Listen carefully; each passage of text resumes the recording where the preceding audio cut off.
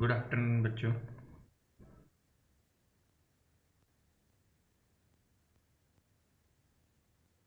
आवाज़ आ रही है मेरी? Hello. Good evening sir. Good evening, good evening. Good afternoon, sir.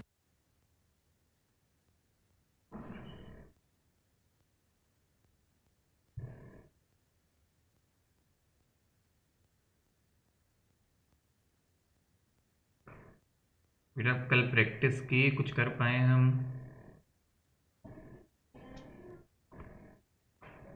बताए? Yes sir. अभी भी किसी को दिक्कत लग रही है तो बताओ मुझे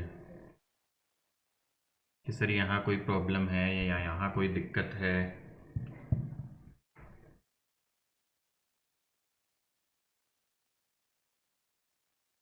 हम्म।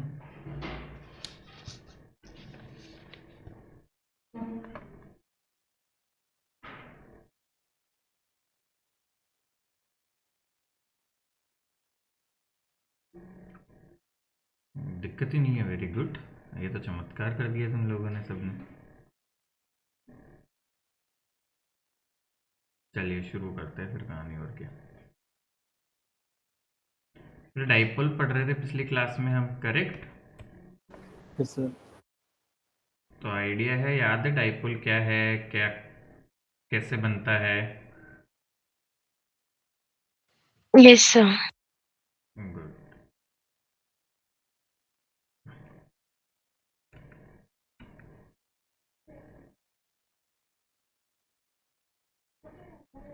स्क्रीन दिखना शुरू हो गई? Yes, yes sir. Sir, visible है। चलो बहुत बढ़िया।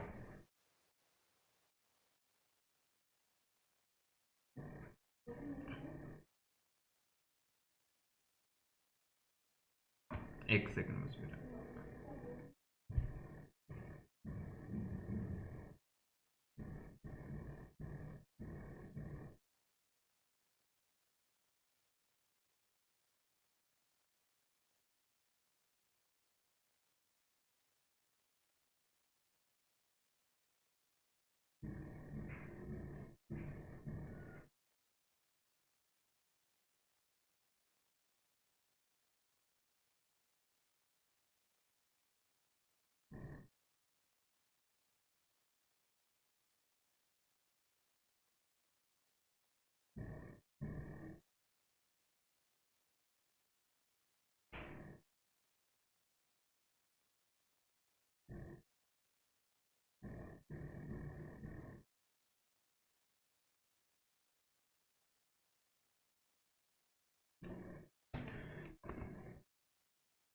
चलो बेटा शुरू करते हैं। बेटा ये प्रूफ किया था हमने, बहुत सिंपल सा था। आपको बिल्कुल बेटा बेसिक से तुमने खुद नहीं किए थे, इवन ये भी कि आर यहाँ पे निकालना था तो हमने पहले क्या किया, ई ड्यू टू प्लस क्यू लिखा, फिर ई ड्यू टू माइनस क्यू लिखा, फिर ई नेट लिखा हमने, और फिर उसको सिंप्लीफाई करके यहाँ तक पहुँच गए थे। मुझे बताओ यहाँ तक में कोई भी दिक्कत है क्या हमें, जो यहाँ तक कर लिया था उसमें? No sir. No, sir. बेटा यहाँ पे जाके एक छोटा सा अप्रोक्सीमेशन आता है। अच्छा मुझे बताओ, इस डाइपोल के लिए मैं डाइपोल मोमेंट कैसे लिखूं? सर कौन से वाले के लिए? इस डाइपोल के लिए जो ये बना हुआ है, यहाँ पे हमने डायग्राम बनाया जिसमें sir Q into 2D. Q into two D, क्योंकि बीच की डिस्टेंस कितनी है इस बार, 2D। तो बेटा देखो, मैं इस डेरिवेशन को दोबारा कर रहा हूँ एक बार पूरा तरीके से। सबसे पहले आप क्या लिखोगे? सबसे पहले आप लिखोगे बेटा dipole moment. Dipole moment P is equal to Q into two D I cap. तो ये डाइपोल मोमेंट नेगेटिव चार्ज से पॉजिटिव चार्ज होता है, तो ये हो गया। फिर आप लिखेंगे बेटा E जो होगा, E due to plus Q, तो प्लस क्यू की वजह से आप लिख देंगे, चाहे तो मैग्नीट्यूड लिख लो बेटा, K Q upon R minus D का स्क्वायर। फिर हम लिखेंगे E due to minus Q. E due to minus Q कितना हो जाएगा, K Q upon R plus D का स्क्वायर। तो आप क्या लिखेंगे बेटा, ई नेट जो आएगा वो ई नेट होगा E due to plus Q minus E due to minus Q, और नेट डायरेक्शन क्या होगी इसकी, आई कैप की तरफ। सर राइट की तरफ। बिल्कुल राइट को आई कैप बोला तो सर बेटा आई नेगेटिव कैप की से तरफ। पॉजिटिव पे जाता है सर डायपोल। बिल्कुल, डाइपोल की तो बेटा ये हो गई इसकी नेट इलेक्ट्रिक फील्ड की, तो इलेक्ट्रिक फील्ड की डायरेक्शन भी आई की तरफ होगी नेट, क्योंकि राइट वाला बड़ा है, तो Yes, वैल्यू sir. रख दो इनकी। तो हम रखेंगे बेटा K Q upon R minus D का whole square minus K Q upon R plus D का होल स्क्वायर, और ब्रैकेट में आई कैप हमारा है। तो बेटा इसको सॉल्व हम ऑलरेडी कर चुके, तो अब मैं यहाँ से थोड़ा सा इसको डायरेक्ट लिख रहा हूँ, आपको सॉल्यूशन करना पड़ेगा, पूरा ढंग से प्रूफ कर रहा हूँ मैं लाइन बाय लाइन जैसे। तो आपका ये आ जाएगा K Q into 4RD upon R square minus D square I cap. तो यहाँ पे हम एक छोटा सा अप्रोक्सीमेशन लेते हैं। आपका ये जो r है ये डाइपोल के बीच की दूरी बहुत कम होती है और ये r बहुत बड़ा होता है, तो हम यहाँ बोलते हैं r is very very greater then d।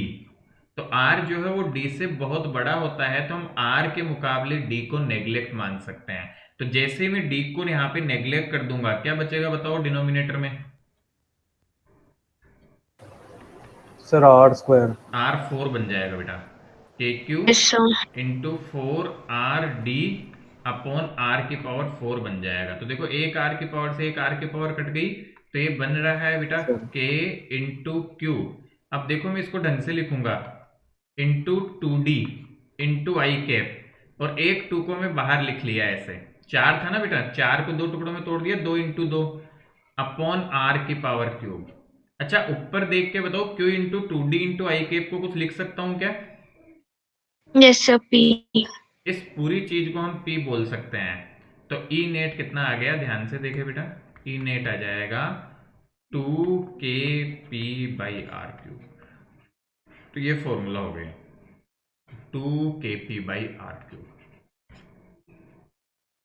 This is the complete formula. Again किया क्या, ट्रूली स्पीकिंग आज तक जो करते हैं वही है, यहाँ पे एक भी चीज ऐसी नहीं है जो हमने नई की है।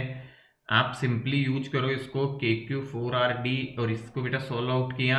बस यहाँ पे एक छोटी सी चीज नई यूज की हमने, r ग्रेटर देन d, और उसको यूज करके फिर हमने मैनिपुलेशन करके लिख दिया 2kp by R cube. Very important derivation जो हमारे दिमाग में रहना चाहिए, हमें आना चाहिए। क्या क्लियरिटी है हमें इसमें? Yes, sir. तो लिखो Yes, sir. इसे अब ढंग से, चलो सब बच्चे लिखो इसे ढंग से और खुद से कोशिश करो करने की।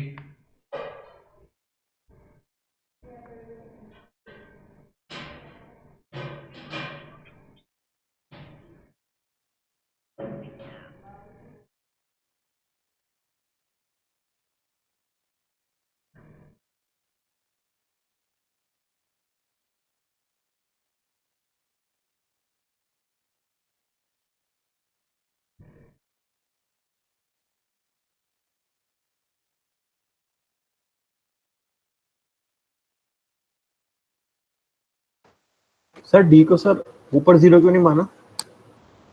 सर वो पूरा ही जीरो होता था। हाँ बेटा, किसी नेग्लेक्ट करते हैं तो किसी के रेस्पेक्ट में करते हैं ना। देखो यहाँ प्लस, अब जैसे समझो 100 में से मैं 100 में एक जोड़ू एक घटाऊं तो मैं लगभग उसको 100 बोल सकता हूँ, बट यहाँ तो वो एक का सर अभी फर्क साउंड नहीं आ पड़ेगा। रही सर। क्या हुआ बेटा? अच्छा सॉरी, मैं म्यूट पे था। मैं ये बोल रहा हूँ बेटा कि 100, जैसे 100 या 1000 है, मान लो 1000 में एक जोड़ने या Yes, एक sir. घटाने का फर्क इतना नहीं पड़ता, बट ऊपर डिनोमिनेटर में तो फर्क पड़ेगा, क्योंकि बेटा किसी चीज को 1/2 सर या पूरा जीरो हो 0.2 जाएगा से, सर वो तो। हाँ इसलिए तो केवल इसको नेग्लेक्ट करते हैं अपन। Okay sir.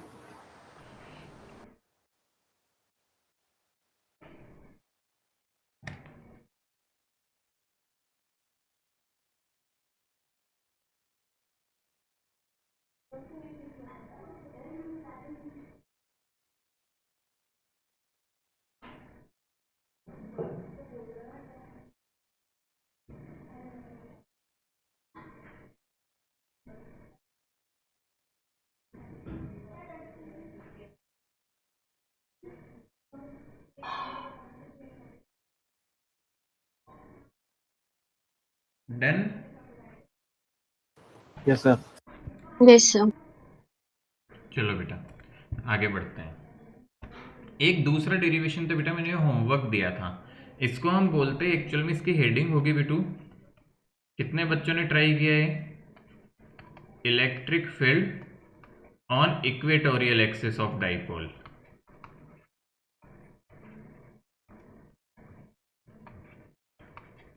तो डाइपोल के इक्वेटोरियल एक्सिस पे इलेक्ट्रिक फील्ड बनानी है, तो बताओ कैसे बनाए? किसी ने ट्राई किया तो बताओ बेटा, क्या करूं? मुझे एक दो बच्चों ने भेजा भी था। तो पहले डायरेक्शन बनाएंगे। तो सबसे पहला काम देखो बेटा, ये भी मैं करके बता रहा हूँ। मैं इसको थोड़ा डायग्राम को अलग से बना रहा हूँ, ध्यान से देखना। मैंने ये तुम्हें घर पे करने को दिया था कि ई निकालो पॉइंट पी पे। आई डोंट नो तुम निकाले या नहीं निकाले, तो मैं पहले डायग्राम बना लेता हूँ अलग से।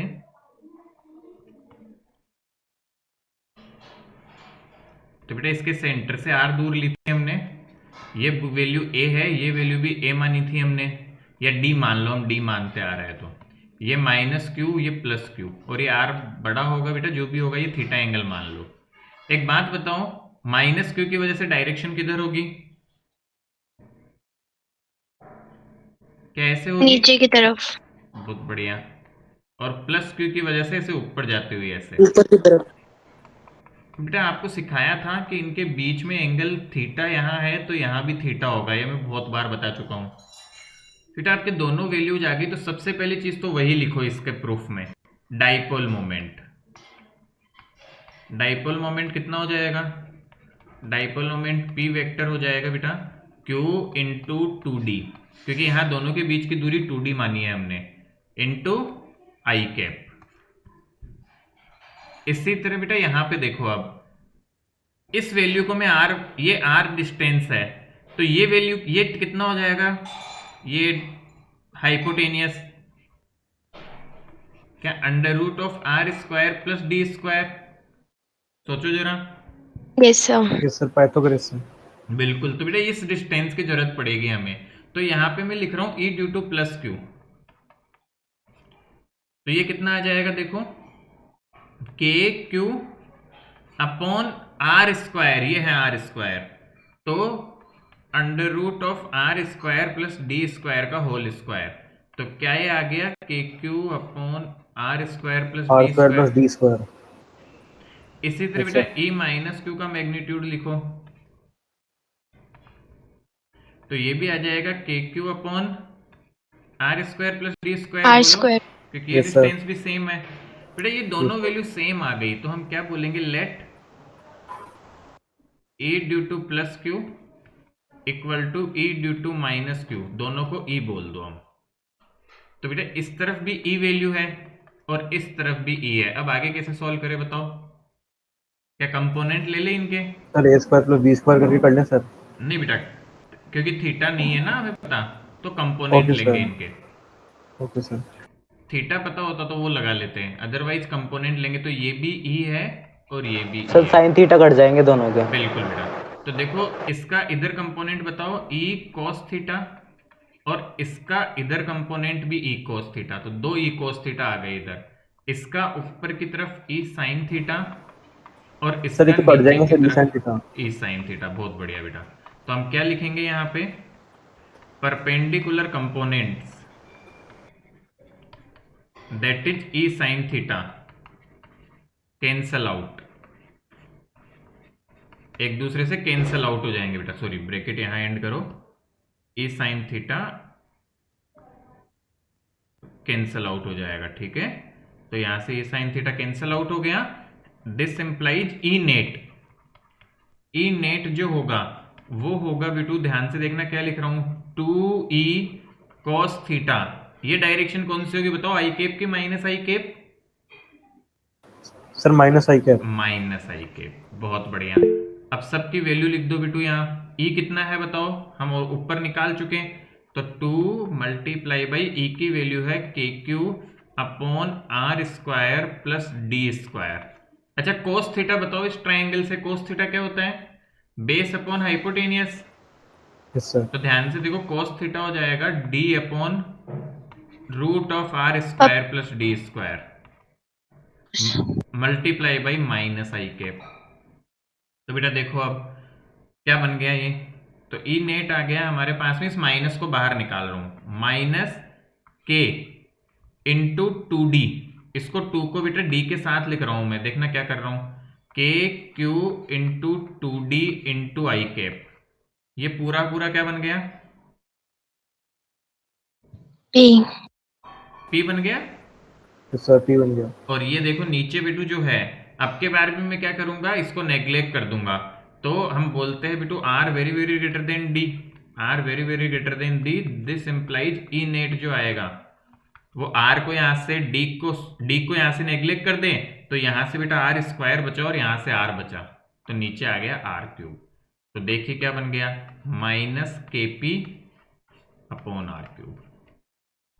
तो दिस इज द आंसर। तो आपका ई नेट क्या हो गया, minus K P vector upon R cube. Direction क्या होगी पता चली गई, किस तरफ होगा सर इसकी वैल्यू सर माइनस में आ सकती है। हाँ बेटा डायरेक्शन है, माइनस क्या बता रहा है, डायरेक्शन को बता रहा है वैसे तो, कि पी वेक्टर की उल्टी डायरेक्शन है। सर इसको ब्रैकेट में सर लिख सकते हैं माइनस आई कैप। लिख सकते हैं बट फिर पी को बेटा मैग्नीट्यूड की टर्म्स में लिखना पड़ेगा। तो ऐसे ओके याद रखो, सर। बेस्ट होता है ऐसे याद रखो, क्योंकि पी में हम आई कैप जे कैप ले ही लेंगे, यस सर। पी में ले लेंगे ना आई कैप, तो यस ऑटोमेटिक क्या सर। वो इंक्लूड हो जाएगा। Okay sir. बेटा देखो हम इतने प्रूफ कर चुके, उसके बाद ही डिफिकल्ट नहीं लगना चाहिए। Are you getting it? Yes दोनों सर। प्रूफ बहुत इंपॉर्टेंट है, मल्टीपल टाइम्स आस्क्ड है, तो सभी बच्चे कोशिश करके बेटा इनको लिखो और इनको आज घर पे जरूर करना है क्लास के बाद। किसी भी स्टेप में दिक्कत आ रही है तो पूछो, just ask me if you are feeling difficulty in any of the steps, कि सर ये क्यों किया, ये कैसे किया। इतने क्वेश्चंस करने के बाद ये बिलीव होना चाहिए, फिर भी दिक्कत है तो जस्ट आस्क मी बेटा, पूछिए मुझसे।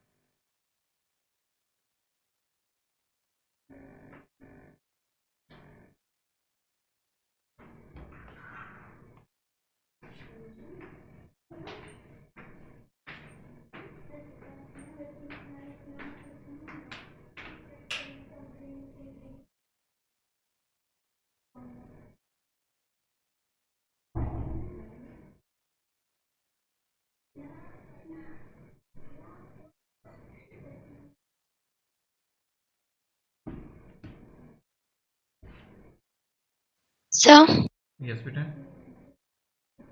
सर अगर D को निगलेक्ट नहीं करेंगे तो आंसर में फर्क आएगा।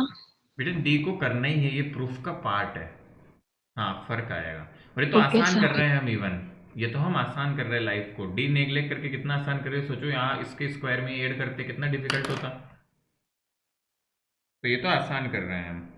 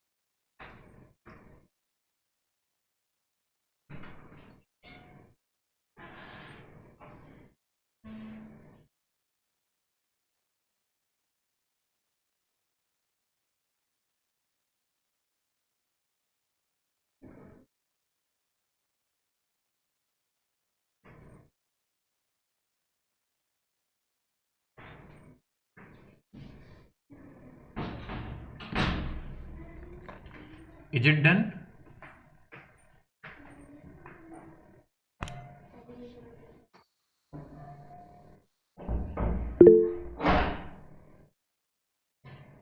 लिख लिया हमने सबने?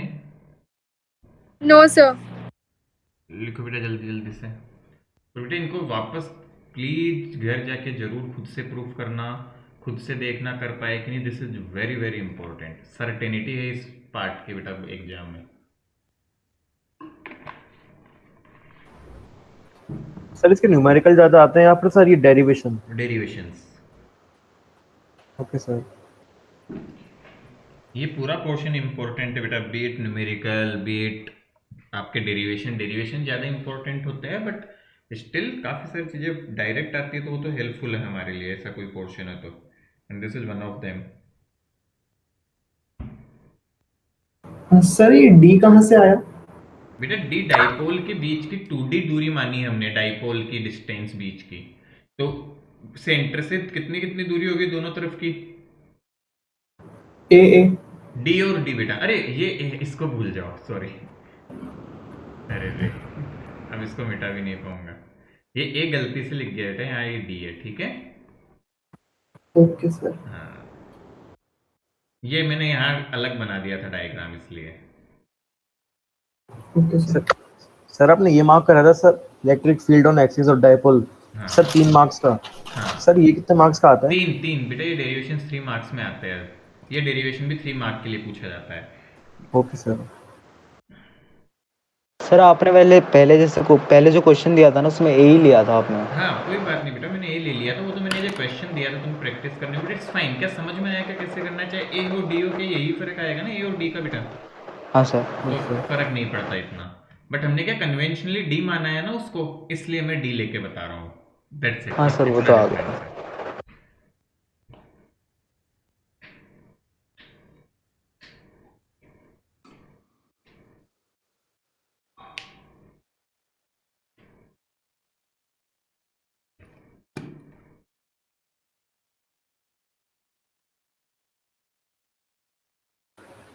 Done sir.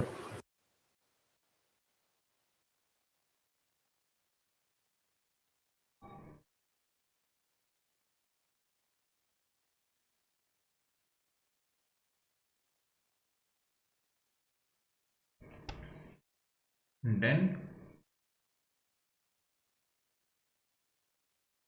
Yes sir. चलिए बहुत बढ़िया, फिर आगे बढ़ाते हैं कहानी को, है ना।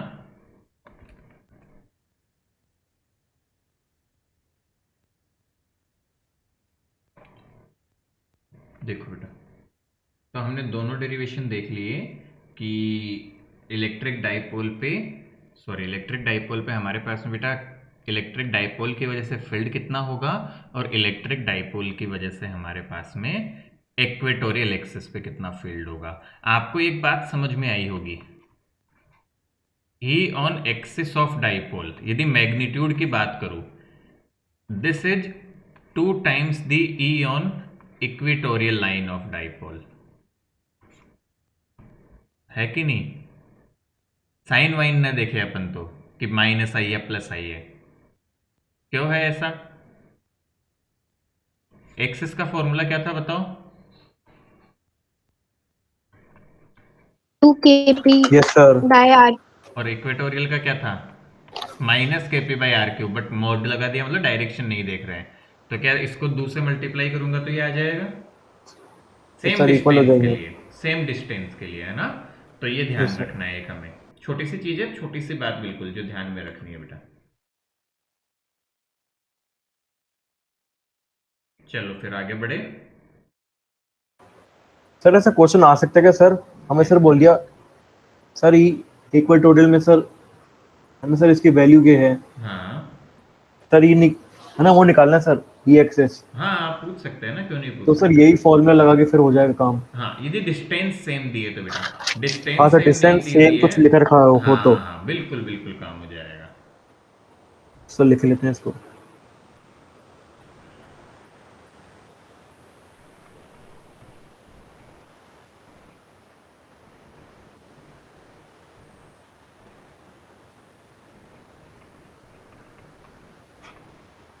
इससे लिख लिया।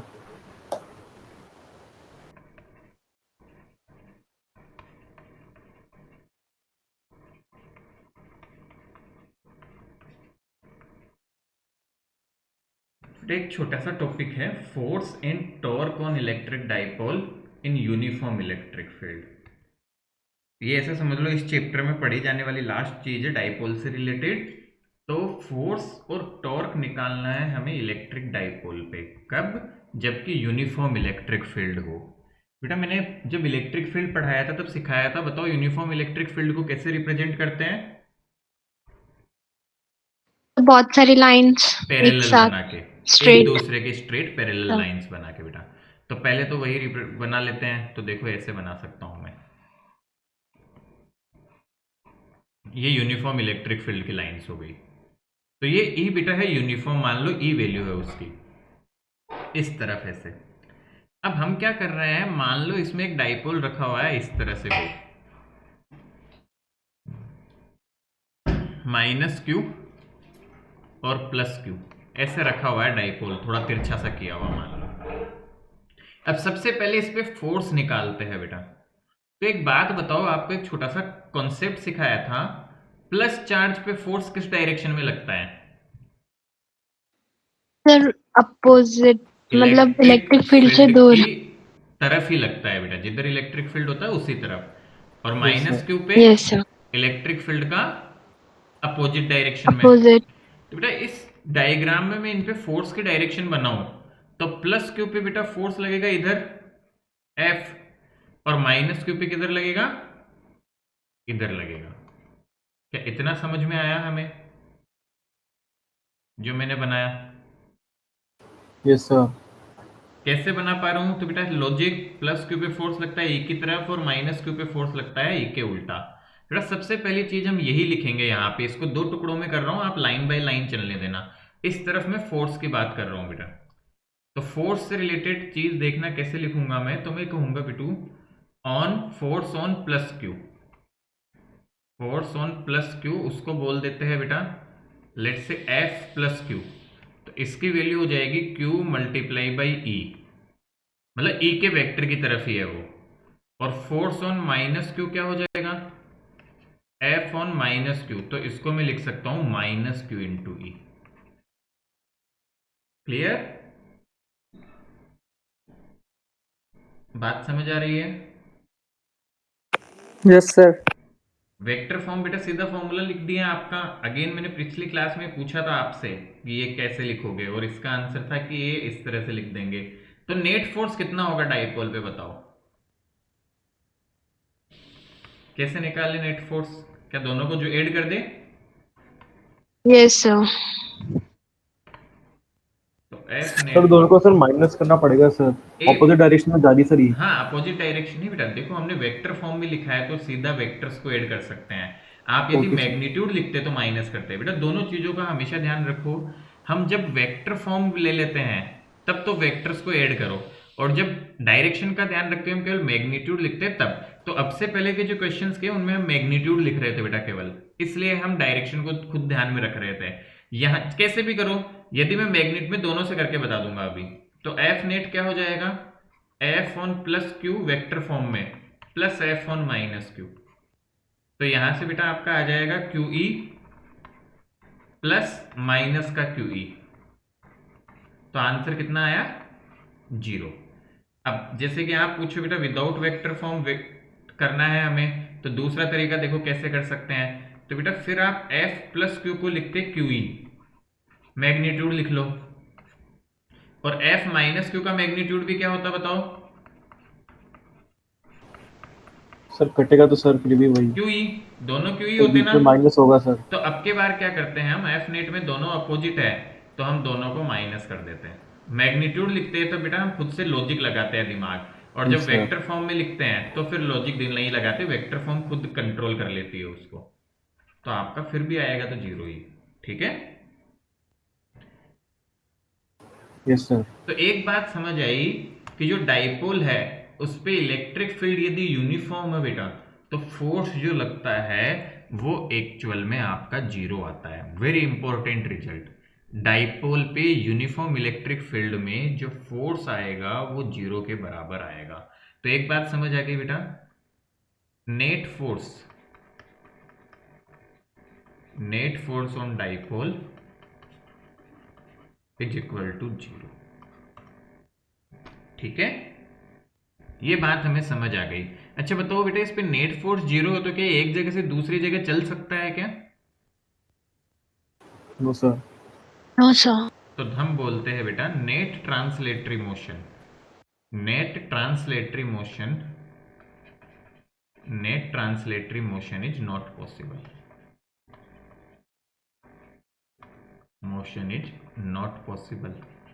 तो बेटा ट्रांसलेटरी मोशन तो पॉसिबल नहीं है, बट ये सब याद करो कि ऐसे फोर्स लगा के दोनों तरफ से खींचेंगे तो ये घूमने लग जाएगा ऐसे। फील आ रही है? टॉर्क आएगा इस पे, क्या आएगा? Yes sir. टॉर्क। तो इस पे यदि फोर्स लगा के ऐसे किसी को खींचा जाए तो वो घूमने लगता है। सिंपल में जैसे तुम्हें बताऊं तो देखना, देखे तुम्हें समझ आता है क्या? Let me turn the video on. मैं दिखाई दे रहा हूं क्या? हाँ, दिख तो रहा है।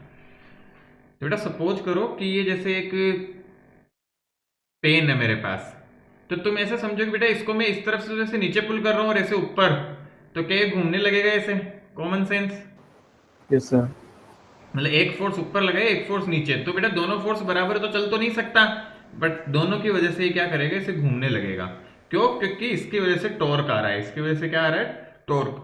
कॉमन सेंस है बेटा, बिल्कुल ध्यान से समझोगे तो बिल्कुल आएगा कि मैं इसको ऊपर ऐसे और इसको नीचे ऐसे पकड़ के खींचू तो ये ऑटोमेटिकली घूमेगा, कोई नहीं रोक सकता इसको ऐसे घूमने से।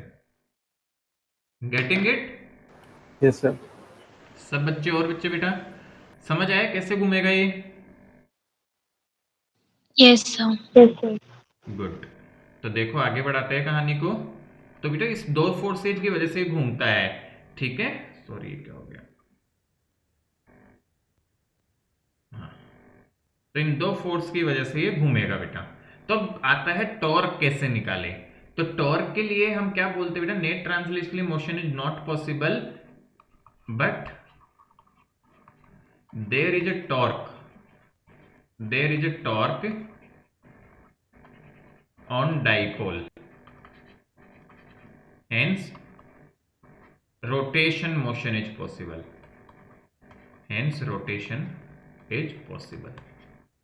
और इसी वजह से हमें टॉर्क फाइंड करना है। तो बेटा टॉर्क कैसे निकालते हैं डाइपोल पे? देखो, मान लो ये डिस्टेंस है हमारे पास में d के बराबर, डाइपोल के बीच की हमेशा ली है। तो इस डायग्राम को मैं थोड़ा बाहर निकाल रहा हूं ऐसे, तो ये डिस्टेंस d हो गई, इस पे फोर्स लग रहा है F, इस पे भी फोर्स लग रहा है F, और ये डिस्टेंस d है बेटू। तो मुझे बताओ ये कितनी होगी? ये थीटा एंगल है, तो ये डिस्टेंस कितनी हो जाएगी बताओ जरा? ये d है तो थीटा की टर्म्स में क्या मैं लिख सकता हूं? Sine theta is equal to perpendicular upon hypotenuse. लिख सकते हैं कि नहीं? Yes sir. तो परपेंडिकुलर कितना आ गया? d sine theta. तो बेटा ये दूरी जो है अपनी, ये कितनी हो गई? क्या ये समझ आया सबको कि ये d साइन थीटा कैसे हुआ?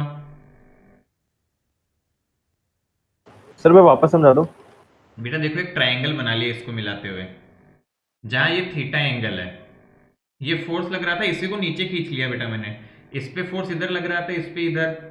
तो मैं जानना चाह रहा हूं कि ये डिस्टेंस d है डाइपोल के दोनों चार्ज के बीच, तो ये परपेंडिकुलर डिस्टेंस कितनी होगी? तो साइन थीटा बेटा क्या होता है? Perpendicular upon hypotenuse. यस तो सर। परपेंडिकुलर आ गया d साइन थीटा, क्योंकि हाइपोटेनियस d है। तो ये डिस्टेंस कितनी आ गई? d साइन थीटा के बराबर, ठीक है?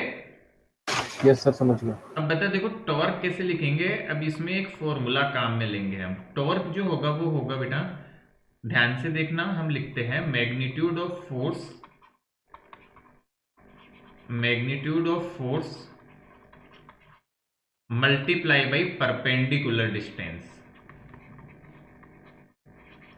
तो यहां से क्या ले लेंगे हम? टॉर्क को बेटा टाउ सिंबल से दिखाते हैं। मैग्नीट्यूड ऑफ फोर्स कितना है बताओ? हम ऑलरेडी निकाल चुके, क्या QE के बराबर है इनटू परपेंडिकुलर डिस्टेंस कितनी है?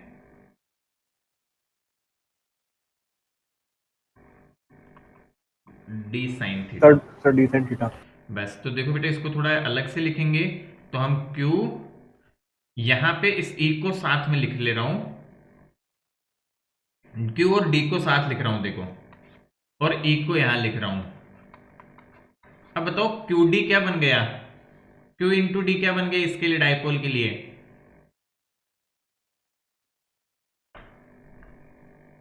हे भगवान, व्हाट Q एंड D का multiplication signify? Sir P. P, बहुत सर बढ़िया। सर 2D होता है मगर सर वो नहीं बेटा, वो डिस्टेंस बिटवीन चार्ट्स होती है। हम यहाँ D मान रहे तो बेटा D है, हम यहाँ 2D मानते हैं टोटल डिस्टेंस तो 2D, मैं 10D मानू तो 10D हो जाएगी। नहीं समझ आया? Okay sir. जैसे बेटा सर डिफाइन करते समय D लिया था तो Q इंटू डी तो लिखा था, इसीलिए मैंने बोला था it is defined as magnitude of charge with distance between charge. Yes sir. तो कंफ्यूज मत करो, हम 2D मान ले तो 2D क्यों लिया था यहाँ पे बताओ बेटा? मैं D लेता तो क्या ये D/2 हो जाता और ये भी D/2, तो क्या कैलकुलेशन करना थोड़ा गंदा हो जाता और भी, यस सर। इसलिए तो लाइफ आसान बनाने के लिए ले लिया था। तो ये P बन गया। तो देखो बेटा क्या फॉर्मूला आया, PE sin थीटा। तो टाउ का फॉर्मूला आ गया PE sin थीटा। और आपको पता है जब ऐसे दो चीजें साइन थीटा की फॉर्म में आती है तो इसको वेक्टर भी लिखा जा सकता है, P cross E, vector form में। क्रॉस प्रोडक्ट याद है, हमने प्रैक्टिस की थी क्लास में थोड़ा बहुत, या नहीं याद? नहीं भी याद तो चलेगा, अभी के लिए तो ये फॉर्मूला ध्यान रखें हम। क्लियर? तो क्या टॉर्क निकाल यस लेंगे सर। हम? और बच्चे बेटा आ रहा है समझ? Yes sir. सर इसकी भी सर डेरिवेशन याद करनी पड़ेगी। बेटा डेरिवेशंस को याद समझ लो चाहे प्रैक्टिस समझ लो, करनी ही पड़ेगी हमें। जब जैसे ये फॉर्मूला ध्यान रखना ही पड़ेगा, नो सब्सटीट्यूट ऑफ दिस, ये याद है तो फिर ये डायग्राम दिमाग में होना चाहिए, ये आगे तक हो जाएगा फिर। Okay sir. सी बेटा सबसे बड़ी बात क्या होती है, लेट मी बी ट्रू, एक होता क्या है कि बच्चे को थोड़ा सा आइडिया और वो मिलना चाहिए ताकि वो कहीं स्टक हो जाए तो निकल पाए। बाकी सच तो यही होता है कि डेरिवेशंस हमें जितनी प्रैक्टिस करेंगे बेटा तब उतना पक्के होते जाते हैं। जैसे मेरी भी बताऊं तो मुझे भी डेरिवेशन यदि पक्के है तो वो इसलिए है कि मेरी बहुत सारी प्रैक्टिस हो रखी है डेरिवेशन की, तो इसलिए मुझे दिक्कत नहीं आती। और स्टिल फिर भी बेटा कई बार ऐसा होता है कि मैं कहीं, ऐसा नहीं है हर जगह। अब जैसे कल परसों 12th वाले बच्चों को मैं ऑप्टिक्स पढ़ा रहा था, तो उसके एक डेरिवेशन में साइन लेने का इश्यू आ गया था। तो ऐसा कुछ नहीं होता है कि जो नॉर्मल कन्वेंशन था वो मेरे माइंड से थोड़ा सा स्लिप हो गया था। समटाइम्स इट्स हैपन है ना, we are also human beings, तो जब मेरे माइंड से बेटा वो स्लिप हो सकता है तो आपके भी हो सकता है, बट वो इवेंचुअली प्रैक्टिस के साथ आता है। तो fundamentally I was correct, but एक साइन कन्वेंशन का था तो एक याद रखना पड़ता है कि ऐसा करना होता है, और वो लिटिल बिट स्लिप जैसे हो गया था मेरे माइंड से उस मोमेंट के लिए। तो किसी एक स्टूडेंट ने तुरंत याद दिला दिया, उसे याद था कि सर आप पिछली बार हमने ऐसा ऐसा किया था, आई वॉज जस्ट रिवाइजिंग, तो तुरंत दिमाग में आ गया कि हाँ ऐसे। तो somewhere we can also make some little mistakes, but what is more important जो मैं आपको समझाना या सिखाना चाह रहा हूँ कि हम इसको थोड़ा अच्छे से करें। कैसे करें? तो डेरिवेशंस की प्रैक्टिस इंपॉर्टेंट है, इसलिए बार बार बोलता हूँ। यहाँ पे थोड़ा क्लियरिटी आ जाती है कि सर ने क्या किया कैसे किया। घर जाके उनको एक दो बार जरूर करना ही करना चाहिए खुद से। जब तक वो काम नहीं होगा नहीं आएंगे डेरिवेशन, चाहे मैं उन्हों को 10 बार करवा दूं बेटा, क्योंकि मेरे करने से आते तो काम ही बन जाता ना, नहीं आते। मैं आपको समझा रहा हूँ तो वो उसके हिंट मिलता है बेटा, उससे समझ आता है, बट उससे पूरा सही से कुछ भी अच्छे से नहीं हो पाएगा, ये बात ध्यान देने की है। Understood? Yes sir.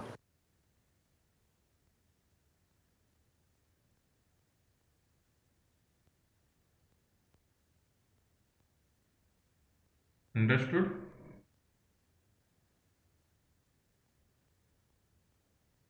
Yes sir. Good.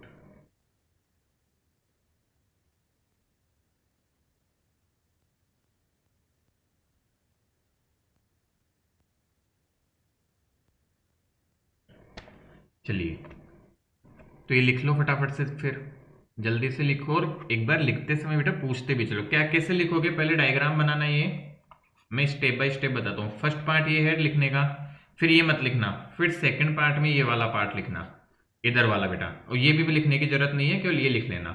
फिर थर्ड पार्ट यहाँ से शुरू करना आप, और उसमें फिर ये सेकंड डायग्राम बनाना, ये जब लिख रहे होंगे। ठीक है? आ गई बात समझ में कैसे लिखना है? तो फटाफट से नोट डाउन कर लो इसे जल्दी से।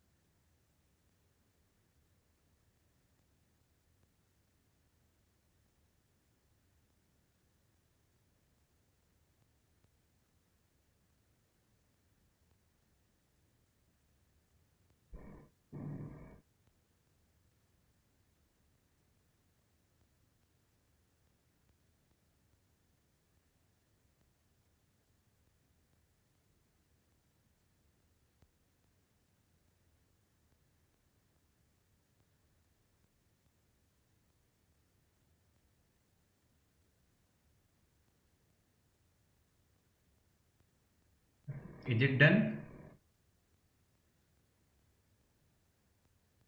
Yes sir.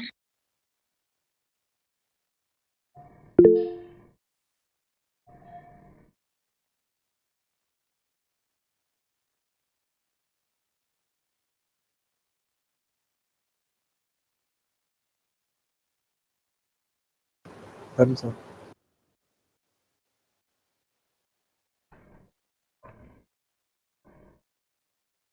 ओके बेटा, so I hope this is done. तो बेटा इन तीनों प्रूफ हमने देखे, लिख लो बेटा, कोई बात नहीं, लिखो। ये तीनों प्रूफ इंपॉर्टेंट है, एक्सिस लाइन पे, इक्वेटोरियल पे और टॉर्क निकालने का। इसमें कुछ बेसिक चीज है जो हमें ध्यान में रखनी है बेटा, जैसा मैंने सिखाया वैसे। तो ये छोटी छोटी चीजों को ध्यान में रखते हुए आप आगे बढ़ोगे तो कभी कोई दिक्कत नहीं आएगी और आप अच्छे से कर पाओगे।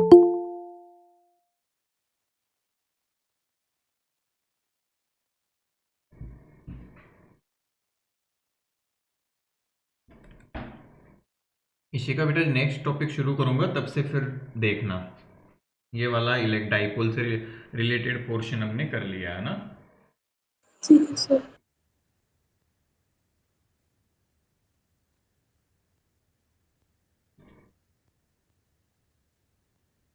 बेटा सब बच्चों को हो जाए तब बताना मुझे।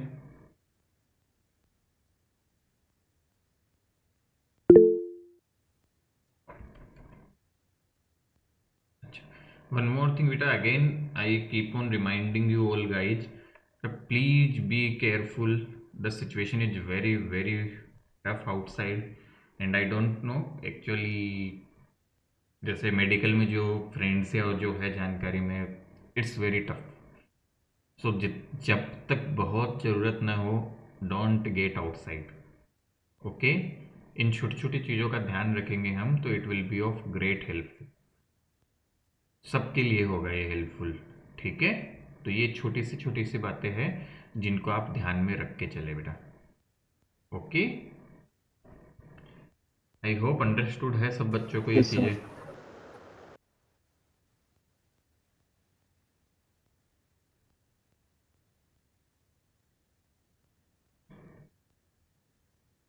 चलो बेटा,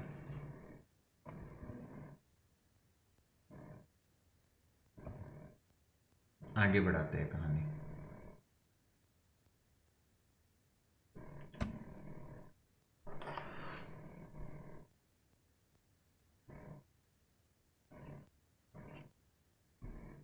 चलिए बेटा, तो अपना नॉर्मल पोर्शन जो आपका था बेटा कि इलेक्ट्रिक फील्ड कैसे निकाले, डाइपोल के लिए इलेक्ट्रिक फील्ड, ये सारा हमने मेजोरिटी ऑफ द पोर्शन अच्छे से कवर कर लिया है और इसमें आपको भी कोई दिक्कत मेरे ख्याल से नहीं होनी चाहिए। गुड, आसानी था मेरे अकॉर्डिंग तो बेटा सब कुछ। अभी Yes, sir. जो काइंड ऑफ नेक्स्ट पोर्शन है हमारे पास में इस चैप्टर में, उसमें बेटा कुछ कुछ चीजें आती है जो हमें समझनी है। तो सबसे पहला एक पोर्शन आता है जिसे हम बोलते हैं चार्ज डिस्ट्रीब्यूशन। बिल्कुल बेसिक सा टॉपिक है क्योंकि इसके बेसिस पे फिर हमें गॉस लॉ वगैरह में जरूरत पड़ेगी बेटा चीजों की। तो चार्ज डिस्ट्रीब्यूशन जो होता है बेटा हमारे पास में, वो हम 3 तरह का पढ़ते हैं। पहला होता है जिसे हम बोलते हैं linear charge density. Second type को हम बोलते हैं बेटा सरफेस चार्ज डेंसिटी।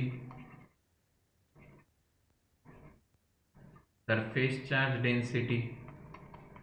और थर्ड टाइप होता है जिसे हम बोलते हैं, क्या अब तो समझ आ गया होगा, वॉल्यूम चार्ज डेंसिटी।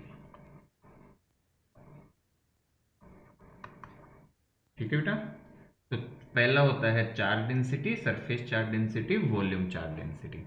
बेटा लीनियर चार्ज डेंसिटी जो होगी वो होती है लाइन, जब एक लाइन के अलोंग चार्ज बिखरा पड़ा हो तो हम कैसे लिखते हैं इसको ध्यान से देखना बेटा। इसको हम लैम्डा सिंबल से डिनोट करते हैं and lambda is equal to charge per unit length. इसी को बेटा यदि चार्ज छोटा छोटा चार्ज है तो हम dq बाई dl भी लिखते हैं डिफरेंशियल फॉर्म में। तो lambda equal to Q upon L equal to D Q upon D L. Same बात है, बेटा डिफरेंशियल फॉर्म हो गई, ये नॉर्मल फॉर्म हो गई। तो इसकी यूनिट क्या हो जाएगी बताओ जरा लैम्डा की।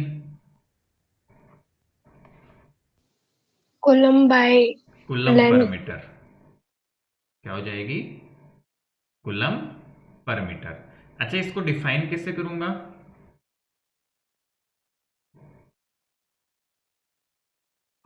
Charge per unit length. Charge per unit length को हम क्या बोलते हैं?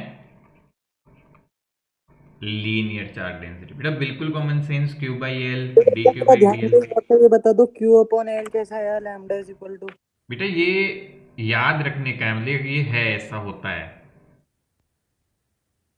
ठीक है, डेफिनेशन से बेटा डिफाइन कर रहे हैं हम कि लेमडा, लीनियर चार्ज डेंसिटी को लेमडा से डिनोट करते हैं, ये होती है क्यू बाई एल। तो इसकी डेफिनेशन है बेटा चार्ज पर यूनिट लेंथ, तो चार्ज को लेंथ से डिवाइड कर दिया। ठीक है, इसी तरह देखो सरफेस चार्ज डेंसिटी को हम डिनोट करते हैं सिग्मा सिंबल से। इसका फॉर्मूला होता है Q upon A, where A is area, या डिफरेंशियल फॉर्म में लिखूं तो I can write D Q by D A. Unit क्या हो जाएगी इसकी? Coulomb metre, coulomb by metre square. Coulomb per metre square. अच्छा, डेफिनेशन कैसे बनाऊं? Charge charge per Charge per unit unit area. बहुत बढ़िया, चार्ज पर यूनिट एरिया। इसी तरह बेटा इसको वॉल्यूम चार्ज डेंसिटी को डिफाइन किया जाता है रो। तो रो हो जाएगी coulomb per unit volume, Q per by Q by V, तो D Q by D V. तो यूनिट क्या हो जाएगी? Sir charge per metre cube. Coulomb per metre cube. और यूनिट डेफिनेशन क्या बना सकते हैं? Charge per charge metre per volume. Metre volume. तो बेटा कब कब काम आते हैं देखो ये, जब बेटा आपका लाइन के अलोंग चार्ज डिस्ट्रीब्यूट होता है तब तब काम आते हैं हमारे ये। ठीक है,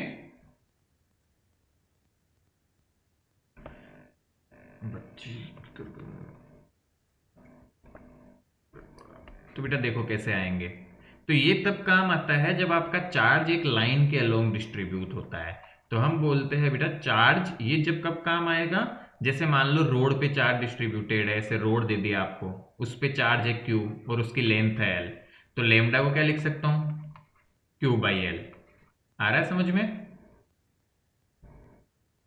तो जब लाइन के अलोंग हो बेटा, सरफेस का मतलब जैसे मान लो कोई सर्कल है जिसकी रेडियस है ए, इस सर्कल पूरी प्लेट मान लो रेडियस आर है बेटा, प्लेट थी, उसके पूरी सरफेस पे चार्ज रखा हुआ है Q.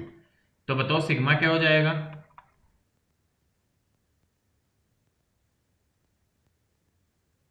Q by 2 pi pi R square. अच्छा पावर स्क्वायर। बेटा एरिया फॉर्मूला देखो ना, अब समझ आ रहा है क्या कर रहे हैं? ये क्या था? सर्कल था। अच्छा एक बात बताओ, यहाँ पे बेटा मान लो मैं क्यूब ले लूं, इस पूरे क्यूब के अंदर तक चार्ज भरा हुआ है, मतलब पूरे क्यूब में चार्ज भरा हुआ है बेटा क्यूब। बताओ इसके लिए रो को कैसे लिखूं? और इसकी Q साइड by लेंथ है A A. Q to Q by by A Q. क्या अब समझ आ रहा है कहाँ काम आएगा? ऐसा। Yes sir. यदि स्फीयर होता तो कैसे लिखता?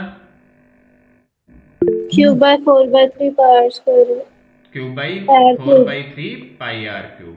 बेटा cube। वो फॉर्मूला हो जाता है यदि स्फेरिकल होता तो ये। Got it? Yes sir. तो ये मतलब है बेटा कहाँ कहाँ काम आएंगे, जैसे जैसे हम आगे बढ़ेंगे काम आती जाएगी। तीन चीजें समझो बहुत बेसिक है। Linear charge density, charge per unit length, volume area charge density या surface charge density, charge per unit area, volume charge density, charge per unit volume. Formula तुरंत बन जाएगा, इतना याद है तो। चार्ज को लेंथ से डिवाइड करो, चार्ज को वॉल्यूम से डिवाइड करो, चार्ज को एरिया से डिवाइड करो। So this is the way we are going to remember this. और ये थोड़ी देर बाद बेटा आपके यूजफुल आने वाला है, तो लिख लो जल्दी से तीनों टर्म्स को फटाफट फटाफट। सर गॉस लॉ सर इसी पर पे है हाँ गोस लो सर, थोड़ी इसी का देर, है क्या? बिल्कुल बेटा थोड़ी देर में शुरू करेंगे गोस लो। Okay sir.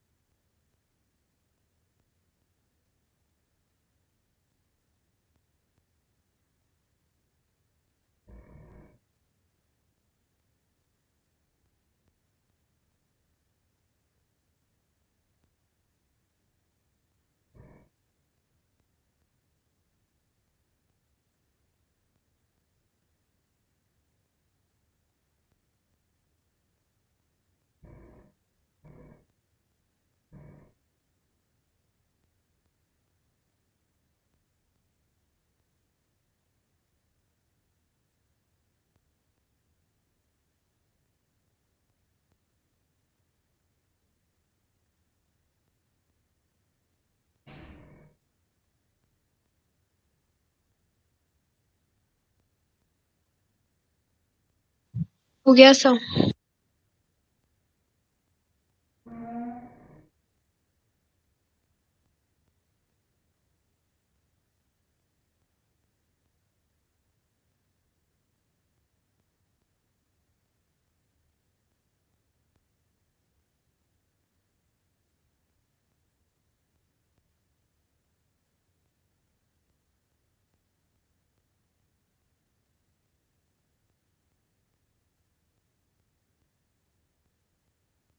Done.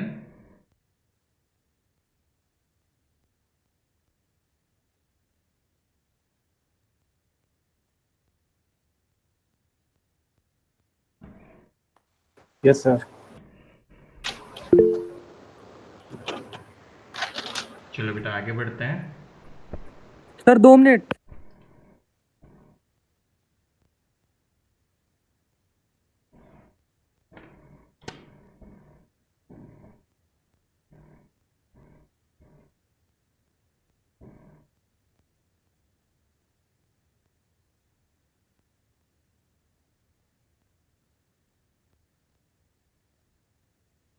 Yes sir.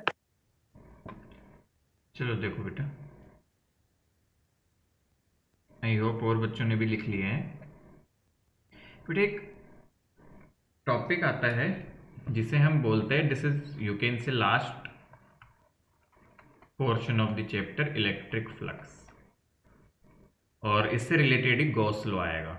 We denote it with the symbol phi. तो मतलब नेक्स्ट क्लास में बेटा हम कंप्लीट कर लेंगे इसे आराम से।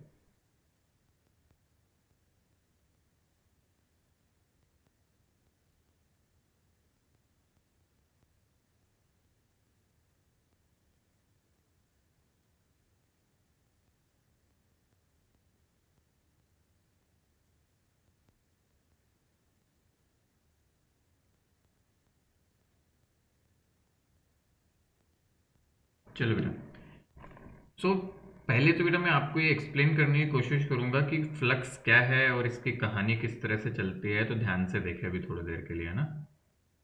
हम्म, हाँ दिख रहा हूँ क्या मैं? थोड़ा बहुत भी, थोड़ा थोड़ा दिख रहा हूँ। एक्चुअल में लैपटॉप का Yes, थोड़ी sir. कैमरा होते हैं ना, इनकी इतनी क्लियरिटी इतनी होती नहीं है इनकी, तो लफड़े ही लफड़े है। या तो नया कैमरा लेना पड़ेगा अलग से। अभी तो डिलीवरी वगैरह भी बंद है। चलो कोई बात नहीं बेटा, थोड़ा तो भी चल रहा है। तुम्हें तो सही दिख रहा होगा, मेरे लैपटॉप पे शायद बेकार दिखता है बड़ी स्क्रीन पे। मोबाइल पे ठीक ठाक दिख रहा है? तो सेम ही दिख रहा है सर। वीडियो मीन्स मतलब क्वालिटी ठीक है या मतलब बेकार सी है, ये पूछ रहा हूँ जैसे थोड़ी भी।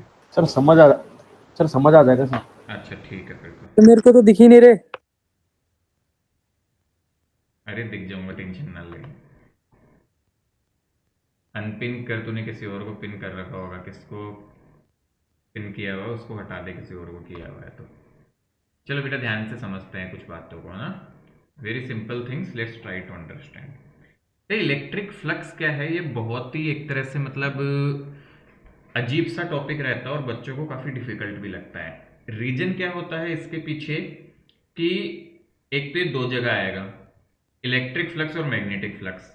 जिसको यहां समझ आ जाएगा उसके लिए मैग्नेटिक फ्लक्स बिल्कुल एग्जैक्ट सेम रहने वाला है, कोई नई चीज नहीं होती है। तो आपको ये बातें दिमाग में बेटा बिठा के थोड़ा सोचना पड़ेगा कि कैसे हम हैंडल करें इस टॉपिक को। क्यों थोड़ा टफ पड़ता है?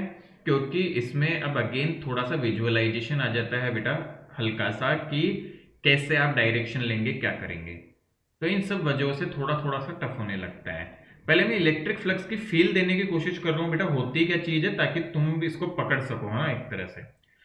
तो हुआ क्या, ध्यान से समझना बेटा। हमने क्या किया, हमने इलेक्ट्रिक फील्ड निकाल लिया, सब कुछ निकाल लिया। बट तुम्हें पता है कि यदि घर के बाहर बिजली का तार जा रहा है और मैं उसे पकड़ लूं तो क्या होगा बताओ? जैसे गया मैं और पकड़ लिया, क्या होगा? शॉक लगेगा। सर शॉक लगेगा। बिल्कुल मस्त झटका लगेगा। हो सकता है डांस वांस भी करने लगूं बिल्कुल मस्त एकदम। और ज़्यादा तेज लग गया तो हो सकता है कि बहुत क्रिटिकल कंडीशन भी हो जाए। So try to understand what happens बेटा। मैंने, अच्छा ये सब काम करने नहीं है ना। जिसको कर जो बोलता है मुझे करंट समझ नहीं आता, उसको करंट भी समझ आ जाएगा क्या होता है एक झटके में। ठीक है, तो करंट समझने का तो बहुत बढ़िया तरीका है कि कोई बोले सर करंट क्या है, पता ही नहीं, फील ही नहीं है। तो फील लेना चाहो तो एकदम बिल्कुल उसको पकड़ो, एकदम फील आ जाएगी बिल्कुल बढ़िया, है ना। अब ऐसा काम करना नहीं है, पता चले सर को बोलो सर ने बोला था फील लेनी है करंट की तो ऐसे करो, है ना। तो ये सब कुछ काम हमें करना नहीं है बेटा।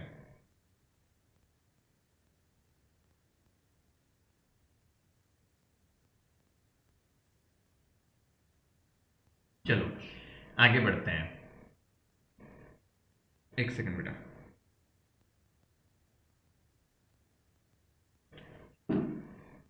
अब बात आती है कि वो जो झटका लगा तुम्हें उसका मेजरमेंट कैसे करें हम। बात समझ पा रहे हो बेटा? वो झटका लगता क्यों है, कोई बता पाएगा?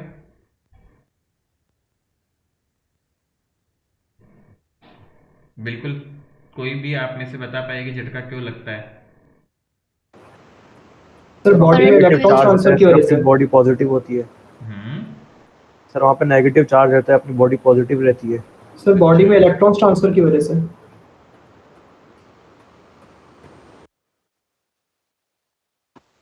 बिल्कुल ठीक कह सकते हो कि इलेक्ट्रॉन का ट्रांसफर होता है। और कोई टर्म्स में?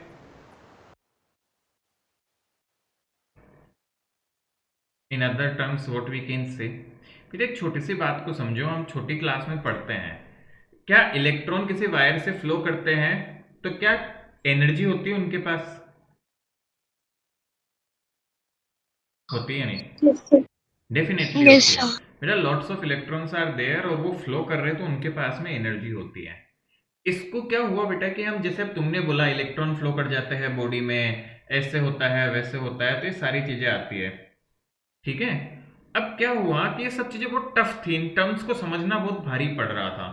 तो हुआ ये कि इसको साइंटिस्ट ने बहुत सिंपल टर्म्स में सोचा। तो गॉस नाम से एक साइंटिस्ट आते हैं बेटा, उन्होंने मतलब इसके बारे में बताया ज्यादा बात फ्लक्स के बारे में। उन्होंने कहा कि देखो इलेक्ट्रॉन ट्रांसफर हो रहा है या करंट ट्रांसफर हो जाता है हमारी बॉडी में, और body is also little bit conducting, जिसकी वजह से हमें शॉक लगता है, वो सब बातें तो है। या हमारी बॉडी बेटा उसे टॉलरेट नहीं कर सकती इतने सडन ट्रांसफर को, और ये सारी चीजें हैं। But what's the main important thing, उन्होंने कहा इस चीज को एनर्जी के टर्म में समझाओ आप, कि एनर्जी के टर्म्स में समझो। तो उन्होंने इसको बहुत सिंपल लॉजिक बताया बेटा, ध्यान से सुनना। सपोज करो कि मैं ऐसे खड़ा हूं यहां, और सामने से लेट से कि पीयूष दौड़ते हुए आ रहा है खूब तेज, और सडनली मेरे को धक्का लगता है, ठीक है। उसे पता नहीं है कि मैं खड़ा हूं, मेरी जगह कोई और खड़ा हो मान लो, और उसको धक्का लग जाता है, लेट से मेरे को धक्का लगा, तो क्या मैं मेरी पोजीशन से शिफ्ट होऊंगा या नहीं? Yes sir. Yes, sir. सब फील कर पा रहे हैं कि मैं डेफिनेटली शिफ्ट होऊंगा मेरी पोजीशन से, यस सर। और जितनी स्पीड Yes, उतना sir. ज्यादा shift. Getting it? Yes, sir. Yes sir. तो हुआ क्या इनडायरेक्टली? इनडायरेक्टली होता ऐसा है कि वो जो भागने वाला इंसान था, उसने अपनी एनर्जी मुझे ट्रांसफर कर दी थोड़ी बहुत, मतलब मुझे एनर्जी दे दी, और उस एनर्जी की वजह से मुझ में डिस्टर्बेंस आया, मुझे झटका लगाया, मुझ में सडन चेंज आया। The similar thing happens in case of electricity. आप किसी इलेक्ट्रिक वायर को ऐसे पकड़ते हो जाके, तो बेटा इलेक्ट्रिक करंट जो फ्लो कर रहा था उसमें एनर्जी थी। जैसे ही आपने उसे छुआ, आपने उसे रोकने की कोशिश की, या आपने उसे बेटा एक तरह से कंट्रोल की कोशिश की लेट से, और जैसे ही उसने ये किया उसके पास एनर्जी थी, उसने छपाक आपके ऊपर एनर्जी मारी और आप दूर जाके गिरे। लेट से वो अलग सिनेरियो समझाने के लिए थोड़ा सा फील करने की कोशिश करो।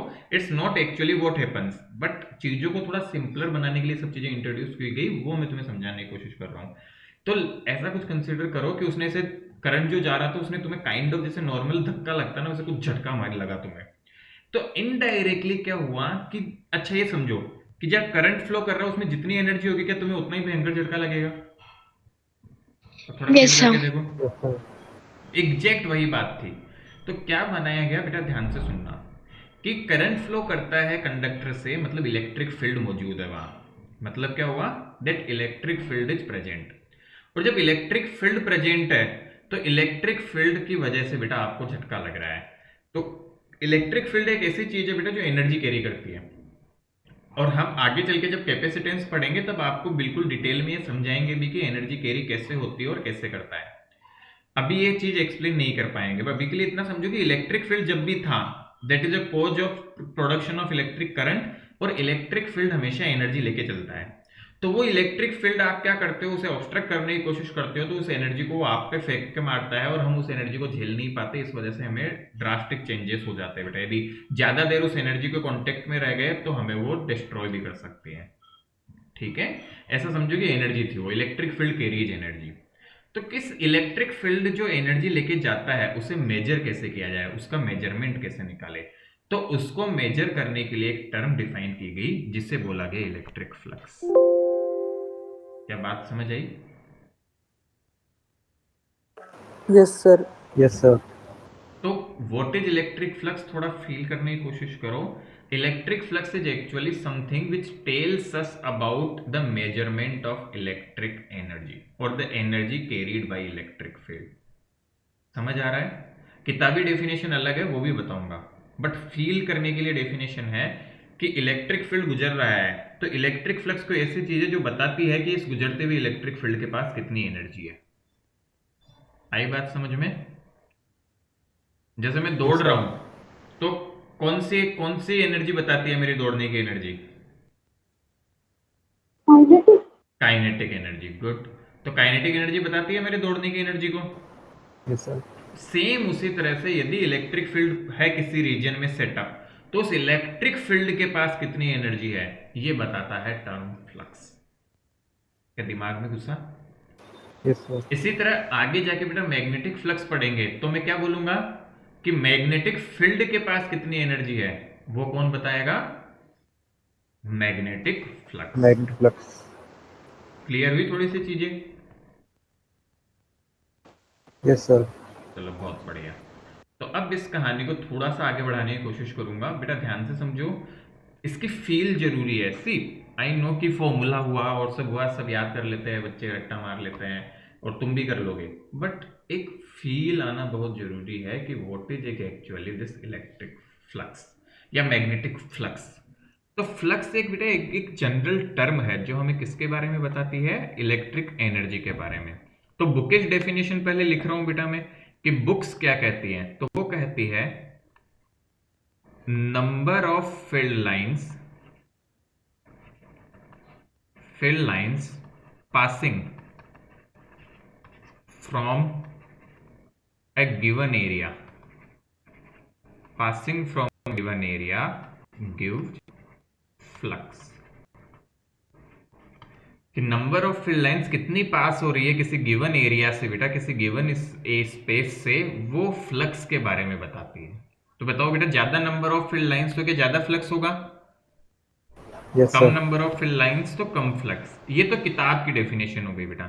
अब हम एक फील वाली डेफिनेशन देखते हैं, ठीक है, अंडरस्टैंडिंग के लिए। स्टार मार्क कर रहा हूं, मतलब इसको ध्यान रखना है हमें अंडरस्टैंडिंग के लिए, बट एग्जाम में नहीं यूज करना है। तो हम क्या बोलते हैं बेटा, electric flux is actually A measure of electric energy.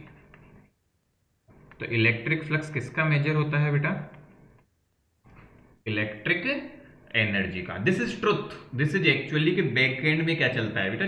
हमारे 12th के लेवल पे इतना हम सफिशिएंट नहीं हो पाते कि इसको डिटेल्ड वे में समझाया जा सके, क्योंकि इसमें कुछ और चीजें भी इन्वॉल्व होती है। बट क्या मैंने थोड़े एग्जाम्पल से तुम्हें थोड़ा बहुत अंडरस्टैंडिंग, हालांकि वो पूरा एक्यूरेट नहीं है क्योंकि पूरा एक्यूरेट हम समझ भी नहीं सकते इस लेवल पे, तो क्या थोड़ा भी समझ पे आए तुम लोग यस कि सर। कैसे इलेक्ट्रिक फ्लक्स एक्चुअल में एनर्जी को मेजर कर रहा है।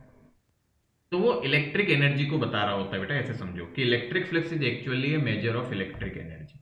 ओके, यहां तक सब कुछ बढ़िया। Yes sir.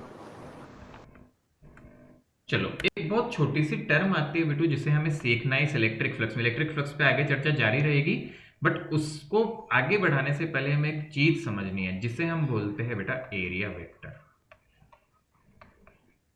अरे सर, एरिया वेक्टर क्वांटिटी होती है? बिल्कुल सर, आज तक हमें गलत पढ़ाया गया था। गलत तो नहीं पढ़ाया था, बट सही भी नहीं पढ़ाया था। कितने लोगों को झटका लगा? जो एरिया होता है, सर्कल का एरिया, स्क्वायर का एरिया, किसी का भी area, that is a vector quantity. Direction कहाँ होती है उसके पास? अभी सिखाएंगे ना कहाँ होती है, वो सब तो सिखाएंगे। नई चीज है ना, तो नई चीज सिखाएंगे। हाँ, सच्चाई सर है। सर्कल का एरिया का सर, सर उसकी डायरेक्शन कहाँ होगी? अरे बताएंगे ना बेटा, टेंशन क्यों लेते हो, अभी सिखाएंगे कहाँ होती है। Okay sir. But there is something new to learn. तो क्या हम आज तक सर 10th क्लास तक गलत पढ़ते हैं? नहीं बेटा, आप गलत नहीं पढ़ते आए हो। 10th क्लास तक आप केवल मैग्नीट्यूड निकालते हुए आए हो। वहां पे आपको बताया ही नहीं गया था कि डायरेक्शन भी होती है। क्यों? क्योंकि रिक्वायरमेंट नहीं थी। अब रिक्वायरमेंट आ गई तो बताना पड़ेगा। दूसरी बात बेटा, एरिया इज वाकई में वेक्टर क्वांटिटी होती है, it's not scalar. First of all let it get clear in your mind. मैं क्यों बार बार ऐसा बोल रहा हूँ, क्योंकि 10th क्लास तक हमने ये परसेप्शन बिठा रखा है कि एरिया की तो वैल्यू होती है, तो वो परसेप्शन गलत था। Area is actually vector quantity. तो क्या गलत पढ़े हैं? नहीं, तुम्हें ये नहीं बताया गया एरिया वेक्टर है, बाकी तुमने वैल्यू निकालना सही सर सीखा आधा है। पड़े हुए हैं। हाँ, मैग्नीट्यूड निकालना सही सीखा है बेटा तुमने। जैसे सर्कल का एरिया पाई आर स्क्वायर, बिल्कुल सही है, मैग्नीट्यूड यही होता है। बस डायरेक्शन ऐड कर दोगे तो क्या वेक्टर बन जाएगा उसके साथ। तो डायरेक्शन कैसे निकालते हैं वो हम सीखेंगे यहाँ। क्या बात समझ आ रही है? क्या पहली चीज दिमाग में यस घुसी? सर। तो आज के बाद से एरिया तुम्हारे लिए वेक्टर है। कोई भी पूछे what is area quantity wise physical, मतलब scalar vector, so the answer is vector.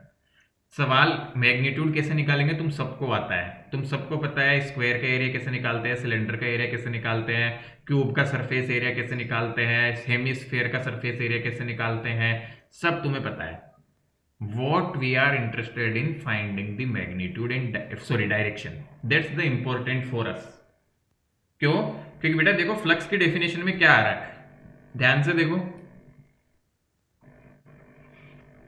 कहीं एरिया वर्ड दिख रहा है क्या तुम्हें? यस सर, लिखा है गिवन एरिया। हाँ, तो इसलिए एरिया वेक्टर सीखना पड़ेगा बेटा। एरिया एक वेक्टर क्वांटिटी है। पहली बात तो हम दो केस में पढ़ते हैं बेटा एरिया वेक्टर को। पहला केस होता है for 2D surfaces, for 2D, या हम बोलते हैं बेटा ओपन, ये डी लिखा है मैंने, फॉर 2D सरफेसेज या ओपन सरफेसेज। तो एग्जाम्पल क्या हो गए 2D या ओपन सरफेस के, देखे कोई बता पाए तो? स्क्वायर, रेक्टेंगल, हाँ, स्क्वायर हो गया बेटा, सर स्क्वायर, सर्कल, सर्कल हो गया, ट्राइंगल, हाँ ट्राइंगल हो गया, बहुत बढ़िया, क्वाड्रिलेटरल, बिल्कुल। अब ऐसे सब समझ गए ना, ओपन पैरेललोग्राम, या रोम्बस। 2D का मतलब, तो ये सब 2D सरफेसेज होती है बेटा। अब इनके लिए डायरेक्शन के लिए एक रूल दे रहा हूं रामबाण, जिसको याद रखना है, ध्यान से सुन लो। For 2D surfaces, for 2D surfaces area is taken as perpendicular to, ये परपेंडिकुलर का सिंबल होता है बेटा ना, perpendicular to plane of surface. क्या समझे कि जो भी 2D सरफेसेज होगी उनका एरिया लिया जाएगा उनके प्लेन के perpendicular, perpendicular to plane of surface in any direction. अब परपेंडिकुलर भी देखो दो डायरेक्शन होती है, तो हम किसी भी डायरेक्शन में ले सकते हैं, but we in our class, ये कोई रूल नहीं है, बट हम हमारा रूल बना रहे हैं, हम यही फॉलो करेंगे हमेशा। But we in our class और इन एग्जाम किसी भी तरफ ले सकते हैं, this is the concept. But मुझे पता है गलतियां करोगे किसी भी तरफ लोगे तो मैं एक डायरेक्शन फिक्स कर रहा हूं, वही लेनी है हमेशा। But we in our class और in exam take out of plane as direction of area vector.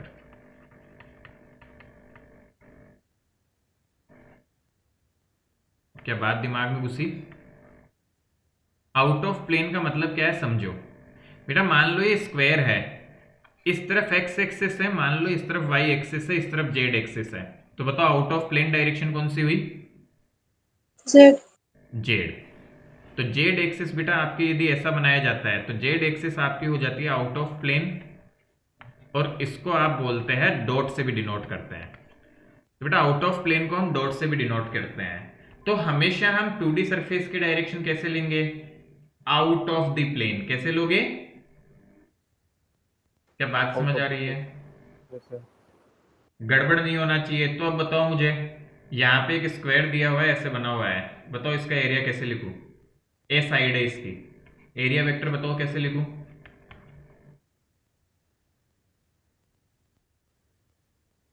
Four ए ए और स्क्वायर उसके बाद के कैप, इंटू, चाहे तो के कैप, या क्या लिख सकता हूं, ए स्क्वायर बीच में डॉट लगा दो ऐसे डायरेक्शन दिखाने के लिए। क्या दिमाग में गया? Yes sir. वापस समझो, एक बार वापस समझाओ सर। एक सिंगल रूल है बेटा। एरिया वेक्टर जो होगा वो तुम्हारी सरफेस के परपेंडिकुलर होगा। रूल तो है किसी भी तरफ हो सकता है, बट हम आउट ऑफ द प्लेन ही लेंगे। क्या बात क्लियर हुई? Yes sir. या ऐसे कह लो आउट ऑफ प्लेन का मतलब हम पॉजिटिव डायरेक्शन समझ ले, चाहे वही हमेशा कंसिडर करना है, क्योंकि बेटा एग्जाम में इसी तरह से आपके प्लेन पे बन के आएगा। यदि समझ में आया तो अभी मैं कुछ क्वेश्चंस करवाऊंगा, देखेंगे कितना समझे। ठीक है बेटा? क्या इतना क्लियर है? पहले बताओ। नहीं सर, एक बार और समझा दो। सर ये y और x में z की डायरेक्ट z कैसे पॉइंट हो गया? बेटा जेड आउट ऑफ प्लेन निकलते हुए आया, ये 3 एक्सिस सिस्टम होता है, यही तो दिक्कतें है। Let me explain it.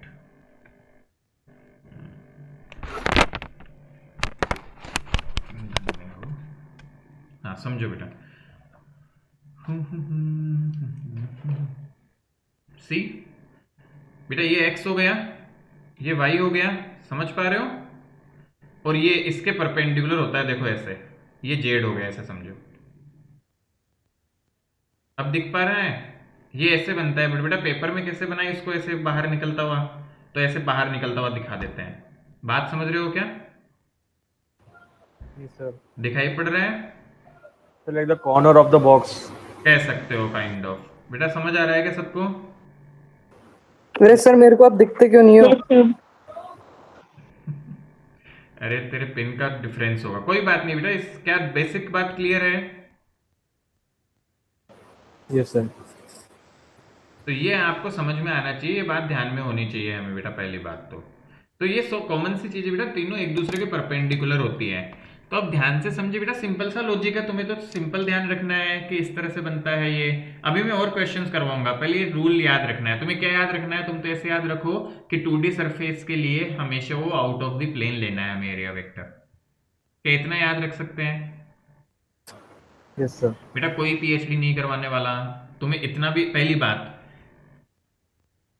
कोई नहीं सिखाता बेटा ये topic, let me be clear with you, ठीक है? ये जो चीज बता रहा हूं एरिया वेक्टर के नाम से कोई हेडिंग नहीं लगवाता पूरी 12th की फिजिक्स में। ये केवल और केवल बेटा जब आप जेई की प्रिपरेशन करते हो तब आपको ये हेडिंग लगती है, और वो भी there are very few teachers who did so. बाकी टाइम पास चलता है बढ़िया। ये टॉपिक फ्लक्स और गॉस लॉ समझ ही नहीं आता बच्चों को। क्यों? क्योंकि एरिया समझ नहीं आता है। बहुत कम जगह बिटू ऐसा होता है, बहुत अच्छे टीचर्स आपको मिलेंगे वही एक चीज बताएंगे आपको। इट्स अ फैक्ट, जिनको वाकई में स्ट्रगल पता है और पता है कि प्रॉब्लम क्या होती है बच्चों की। बाकी कहीं मिलेगी नहीं, बुक में भी नहीं है, don't worry. There is no heading like area vector, tension लेने की जरूरत ही नहीं है। बट थोड़ा समझ पाओ तो अच्छा लगेगा बेटा, टफ चीजें नहीं होगी, आसान होगी इससे। सो 2D सरफेसेज के लिए आउट ऑफ द प्लेन। इसके बाद देखो,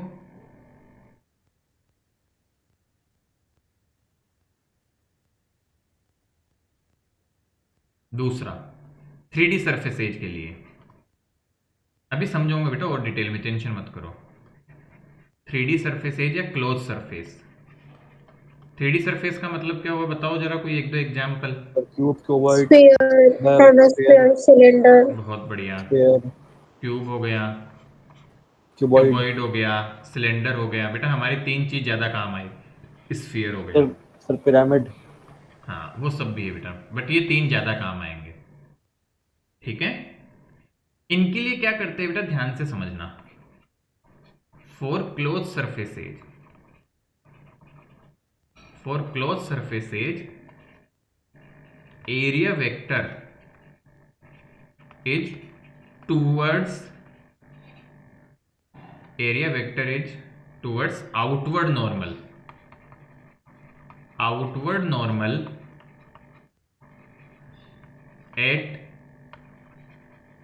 एवरी पॉइंट और फेस। जिसके लिए बेटा फेस डिफाइन हो सकता है उसके लिए फेस, या फिर हर पॉइंट पे आउटवर्ड नॉर्मल की तरफ होती है एरिया। आउटवर्ड नॉर्मल, ये ऐसे समझना मुश्किल है, देखो ध्यान से देखो तुरंत समझ आएगा। ये क्यूब दिख रहा है सबको? इस फेस के लिए आउटवर्ड नॉर्मल किधर होगा बताओ? क्या इधर होगा? बाहर की तरफ परपेंडिकुलर बेटा वहां से। इस फेस के लिए ऊपर की ऊपर, तरफ, इस फेस के लिए डाउन, नीचे, नीचे, इस फेस के लिए लेफ्ट, लेफ्ट, लेफ्ट. और जो उधर कॉमन फेस है उसके लिए बाहर निकलता हुआ, इधर फेस के लिए पीछे जाता पीछे की हुआ। साइड। सबके रूम में बैठे हुए अपनी 6 दीवारों के लिए सोचो, रूम में बैठे बैठे कि 6 की 6 दीवार के लिए आउटवर्ड नॉर्मल कैसे बनेगा? सर सोच पा रहे हो? सार्थक बेटा सोच Yes. पा रहा है कि 6 दीवारों के लिए आउटवर्ड नॉर्मल कैसे होगा? हाँ सर। कमरे से बाहर निकलता हुआ, उस दीवार के बिल्कुल परपेंडिकुलर कमरे से बाहर निकलता हुआ। इस सिलेंडर को देखो, बताओ इस ये फेस दिख रहा है पूरा पूरा एक, इस फेस के लिए आउटवर्ड नॉर्मल किधर? Right में. राइट। राइट, इसके लिए लेफ्ट। लेफ्ट। और ये जो कर्ड सरफेस है बेटा, तो इस पे हम कोई एग्जैक्ट पूरी सरफेस नहीं, तो हर एक पॉइंट पे ऐसे आउट नॉर्मल की तरफ। इसी तरह बेटा स्फीयर को देखो, क्या इसके लिए भी हर एक पॉइंट पे डिफाइन करूंगा तो आउटवर्ड नॉर्मल ये हो गई इस पॉइंट पे, इस पॉइंट पे आउटवर्ड नॉर्मल ये बेटा सरफेस के परपेंडिकुलर। इस पॉइंट पे देखना चाहूं तो आउटवर्ड नॉर्मल ये, बाहर जाती हुई नॉर्मल ऑन दैट पॉइंट और उस फेस पे। क्या समझ पड़ा? Yes sir. Again I am repeating, close surface के लिए आउटवर्ड नॉर्मल, ओपन सरफेस के लिए perpendicular to the plane of surface. अब वो परपेंडिकुलर टू द प्लेन हम हमेशा आउट लेते हैं, मतलब आउट ऑफ द प्लेन लेने की कोशिश करते हैं। इस तरह से आप करोगे तो कभी भी गलती नहीं होगी, हमें हमेशा चीजें सही आएगी। गुड। सर 2D में सर माइनस के कैप का सर कोई क्वेश्चन नहीं आएगा? बेटा क्वेश्चन नहीं, हमारे ऊपर है, हम कोई भी ले सकते हैं, ये हमारी चॉइस रहेगी। तो बेटा हम माइनस ले ही क्यों, बताओ? Yes sir. है ना, ताकि हम कंफ्यूज ही ना हो, हम गड़बड़ करें ही ना। बेटा दोनों से आंसर आता है, और तुम चाहोगे तो मैं दोनों से प्लस लेके भी सॉल्व करके बता सकता हूँ, माइनस से भी, दोनों से सही आंसर आता है, बट हम गलती कर देते हैं। आई सर बात मुझे समझ में? 2D वाला समझ में नहीं आया, क्या? मुझे 2D वाला समझ में नहीं आया। कोई दिक्कत नहीं बेटा, 2D वाला भी समझा देंगे, पहले 3D तो समझ आ गया? हाँ सर वो आ गया। चलो बहुत बढ़िया। और बच्चे बेटा बताएं 2D सर ये 3D। लिखने कब तक? हाँ लिख लो बेटा। अमन, पीयूष, बेटा आ रहा है समझ में? कोई बात नहीं, Yes. 2D के और एग्जाम्पल्स लूंगा, टेंशन मत करो। बेटा लिखो इसे फटाफट, है ना? तो पहले इतना काम करें, फिर हम बेटा फिर आगे बढ़ाएंगे, अभी तो फिर टाइम हो जाएगा, तो ये लिख के बेटा एंड करेंगे हम। तो अगली क्लास में फ्लक्स और गॉस लॉ पढ़ेंगे हम।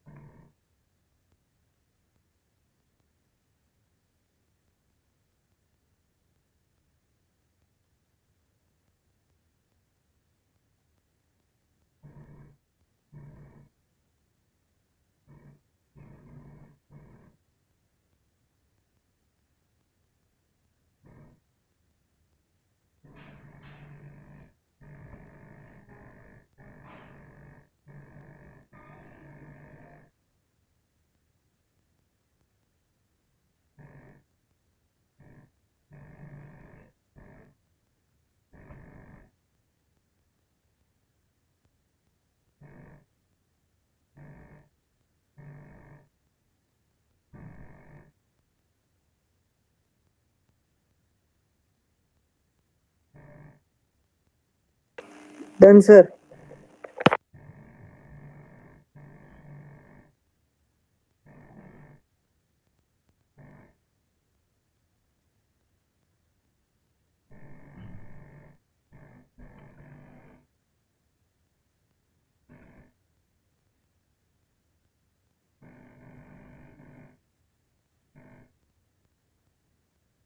अच्छा डू नॉट वरी, मैं यही से शुरू करूंगा। होमवर्क एनसीईआरटी एक्सरसाइज, आपको एनसीईआरटी एक्सरसाइज करनी है, जो आपको करना है क्वेश्चन नंबर 1.14 तक, टिल क्वेश्चन 1.14। ओके, होमवर्क हो गया? सर इंटेक्स में से? इंटेक्स्ट में बेटा 1.19 तक शायद पहले दिया हुआ, उतना ही जितना पहले Yes, शायद sir. दिया हुआ है उतना ही रखना है। एक्सरसाइज और क्वेश्चंस बढ़ा देना, एक 1.14 तक सारे कर सकते हो। सर वो भेज दिया था सर आपको हाँ बेटा, टेक्स्ट में। तो और बच्चे भी बेटा जिन्होंने पहले का भी नहीं भेजा, ट्राई करके सेंड करो मुझे और ये काम खत्म करो, ठीक है? Thank you sir. ओके बेटा, then we will start from here itself in the next class, और तो इसको कंप्लीट करें हम, ठीक है? सर इसका रिकॉर्डेड अपलोड कर देना। ठीक है बेटा।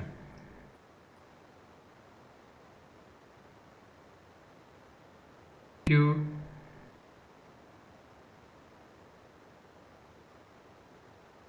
लिख लिया या वापस ऑन करूँ?